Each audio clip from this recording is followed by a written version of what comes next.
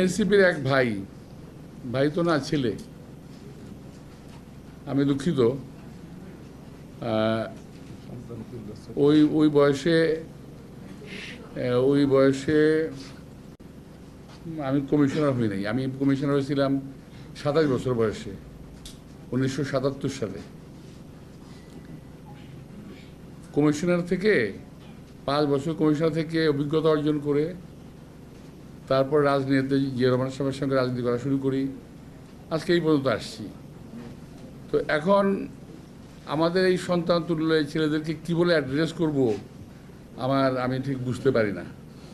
এদেরকে আমি চিনি, সবাইকে আমি চিনি, ভালো ছেলে, কিন্তু ওনাদের একজন বলে ফেললেন এখন নির্বাচন করা সম্ভব না, কারণ প্রশাসনের সব জায়গায় বিএনপির লোক বসা আছে। আরে ভাই, 17 বছর আওয়ামী লীগ দেশ শাসন করলো, আপনি বিএনপির লোক কই পাইলেন? আমি তো বুঝলাম না। 17 বছরে বিএনপির লোক মহিলা ভূত হয়ে গেছে, একটাও নাই। এখন আপনারা বলেন বিএনপির লোক প্রশাসনে বসে দিচ্ছে।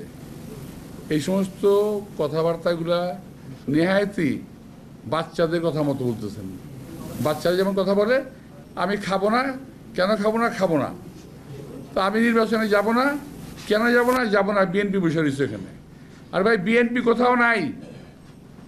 যদি এই দেশকে আপনারা বাঁচাতে চান, আপনারা দাবি করেন যে আপনারাই এই দেশকে মুক্ত করেছেন, সে প্রসঙ্গে আমি পরে আসব।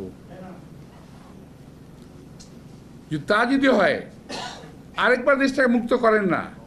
দেশের প্রশাসনের, বিভিন্ন প্রতিষ্ঠানের, সচিবালয়ের ভিতরে এই দেশের যে শত্রুগুলো বসে আছে, আওয়ামী লীগের দালালরা বসে আছে, তাদেরকে কেন আপনারা বের করেন না?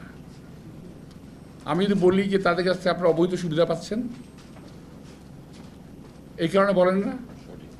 আমরা তো অনেক কথা বলেছি, আমরা তো অনেক কথা বলি যে এই আওয়ামী দোসর, আওয়ামী দালাল যারা পুলিশে আছে, যারা বিভিন্ন প্রতিষ্ঠানে আছে, যারা সচিবালয়ের ভিতরে আছে, যারা প্রশাসনে আছে, তাদের সবাইকে চিহ্নিত করে সাজার আওতায় আনতে হবে, কারণ তারা 17 বছর আওয়ামী লীগকে সাহায্য করেছে ক্ষমতা থাকার জন্য।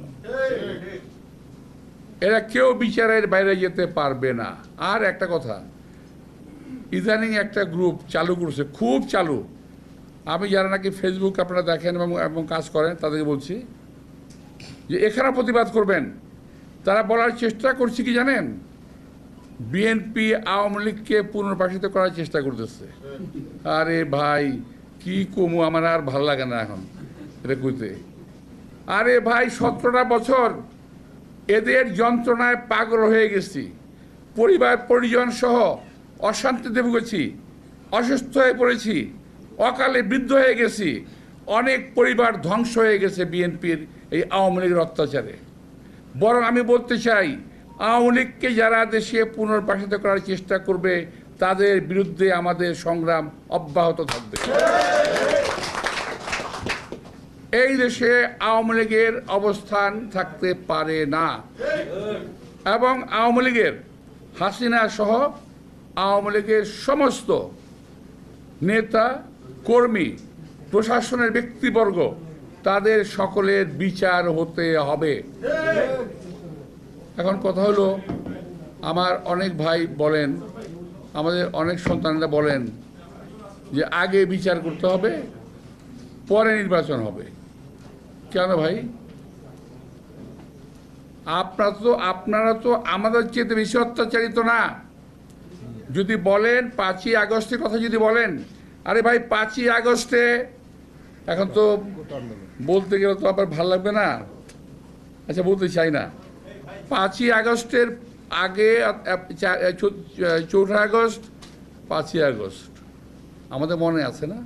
আমি তো নিজে রাজপথে ছিলাম ভাই, আমি নিজে কাকরাইলের মোড়ে ছিলাম, টিয়ার সেলের মুখে ছিলাম, তো হেলিকপ্টার উপর দিয়ে ঘুরতেছে, ছিলাম তো ওখানে, আমি নিজে ছিলাম। তো এখন আমাদের 462 জন ছেলে, নাকি 462 জন ছেলে মারা গেল অনেক 30,000 মতো আহত। 30,000-এর মতো আহত হলো, আমাদের কোনো অবদান নাই।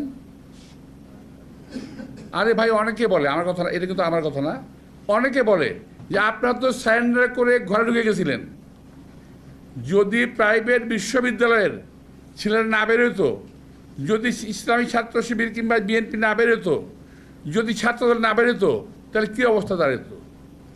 সুতরাং কৃতিত্বের দাবিদার একা হওয়ার চেষ্টা করেন না, ক্ষতি হবে দলের এবং দেশের। সম্ভবত নির্বাচন খুব তাড়াতাড়ি ওনারা করবেন না, আমি তার কোনো লক্ষণ আমি দেখি না।